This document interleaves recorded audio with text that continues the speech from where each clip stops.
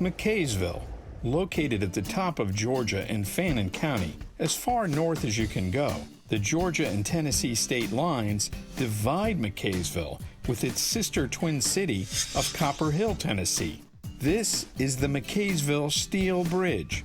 You might say it's a magical mystery bridge silently spanning the Toccoa River. The mystery is a story that claims this bridge was floated here from another site upriver. A more magical tale claims a remarkably similar-looking bridge is currently sitting below 125 feet of water under Blue Ridge Lake, with the teller of that tale claiming that he knows it as a fact. Well, the true detective story, with all the facts, starts back in 1916. Because in that year, President Woodrow Wilson signed into law the Federal Aid Road Act to provide funds to build roads all across the country. In 1919, the State Highway Board was formed in Georgia to help secure these federal aid dollars. On May 11, 1920, Fannin County Ordinary George A. Curtis filed a request for sealed bids in the manufacturer's record, calling for construction of a 200-foot steel bridge for over the Toccoa River. This was before Blue Ridge Lake existed. The Toccoa River ran free all the way to the Tennessee border, where it became the Ocoee River. The main span of the new bridge was to be 16 feet wide and 150 feet long, known as a steel Pratt truss, shown here in the original 1920 blueprints. The blueprints also show the path the Blue Ridge to Blairsville Highway would take, out of the town of Blue Ridge, down towards and over the Toccoa River, where the site of the new bridge was to be constructed, just south of an existing covered bridge and road. This was a federal aid project, with construction beginning sometime in late 1920 and continuing through 1921. From the air over Blue Ridge Lake today, this is the approximate original path of the Toccoa River. In 1921, the road would have dipped down from the west from around the current location of the Lake Blue Ridge Marina, crossing over the Toccoa River on the new steel bridge about here, and then the road would have continued east to Morganton Point. From 1920 through 1921, the workers who built this bridge were from all over Fannin County, including Avery Craig, who stands as the tallest man at the top of the bridge in this photo. His son Arliss Craig tells the story that his father would walk from their home near present-day Loving Road to the construction site each day to work on the bridge.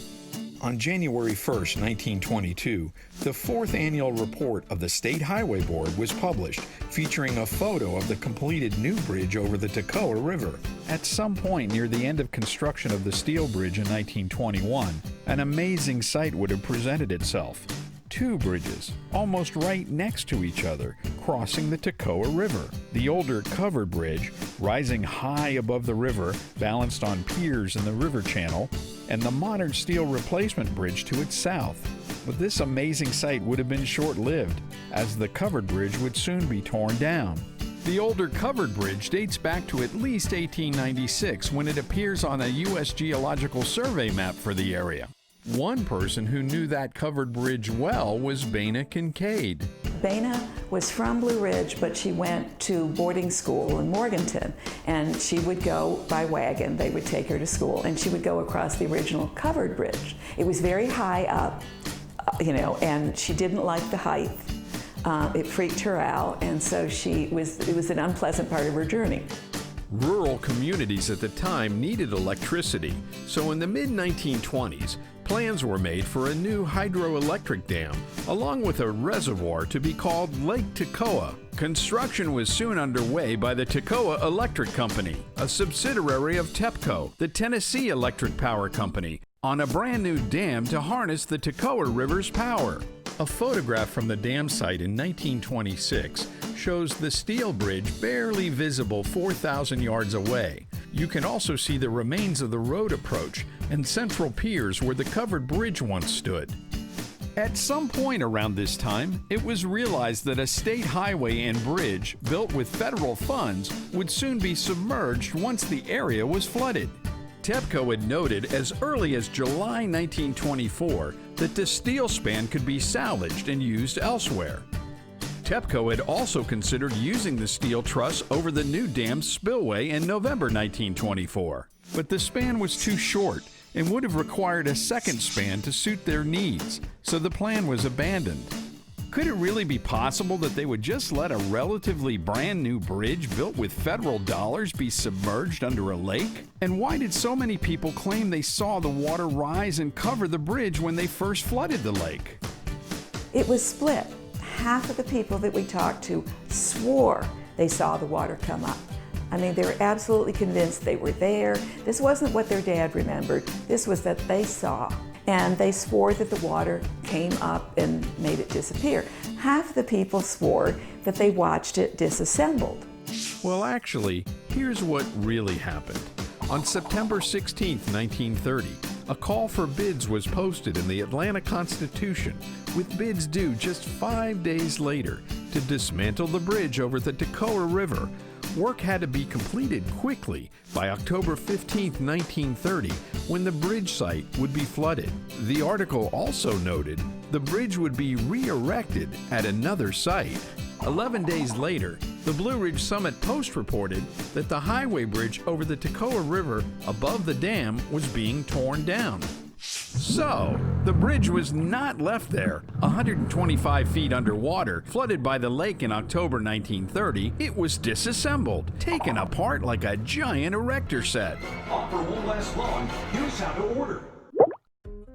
Eyewitnesses recounted that the bridge's rivet heads were chiseled off when they disassembled it. Now we come to the floating bridge story, which claims the bridge was floated downstream to McCaysville. At the time, there were at least 3 bridges between the bridge site and McCaysville that a barge with a disassembled bridge would need to clear. Hogback Bend Bridge and the adjacent Mineral Bluff spur of the Louisville and Nashville Railroad Bridge with its very narrow support piers, plus the second Louisville and Nashville Railroad Bridge just outside of McCaysville. Also in 1930, it was the time of one of the worst droughts in Georgia history, so the Toccoa River water levels would have been very low, and a barge loaded with a bridge would have been very heavy. Ever tube down the Toccoa when the river is low? Then you're keenly aware of the all too important bottom to river bottom ratio. Charles Henry, that lived on the river, right near the bridge, near the concrete bridge. In fact, their garage was the current visitor center. He said that he saw it float by. So then I went to Charles Abernathy. He said, we did a Tom Sawyer thing. We built a raft, and my brother and I floated all the way from the dam down to Horseshoe Bend.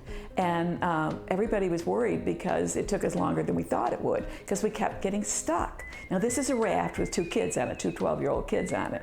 And he said there's no way that it could have. It's just not possible. But the most damning argument as to why the bridge was not floated downriver to McCaysville is the actual dam itself.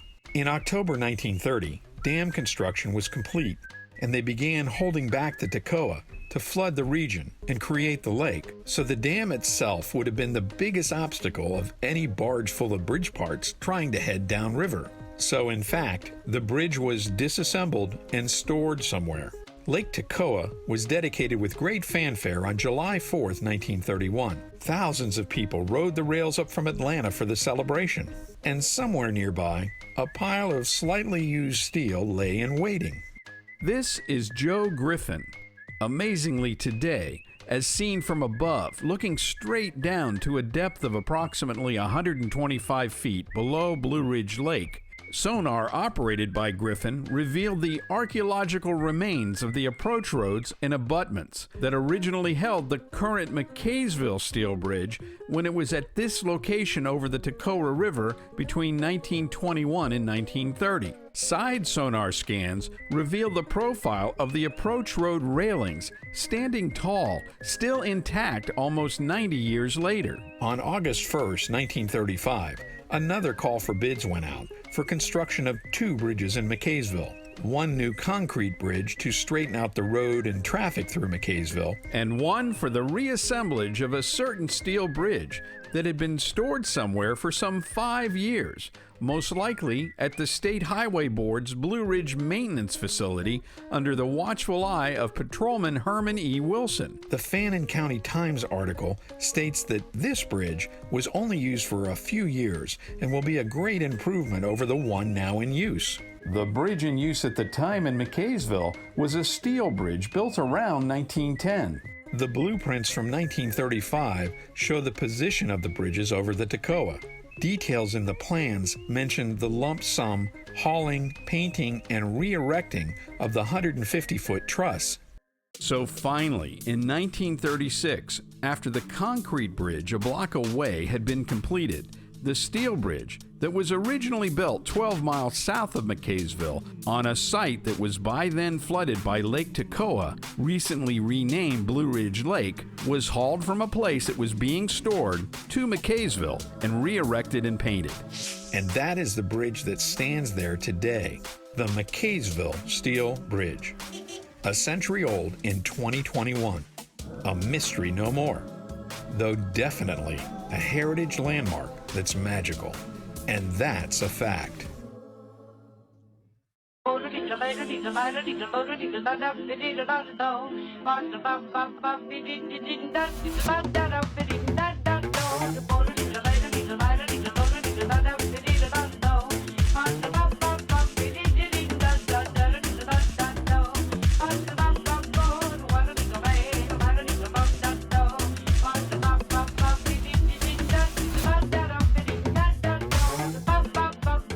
Have a story idea for this show?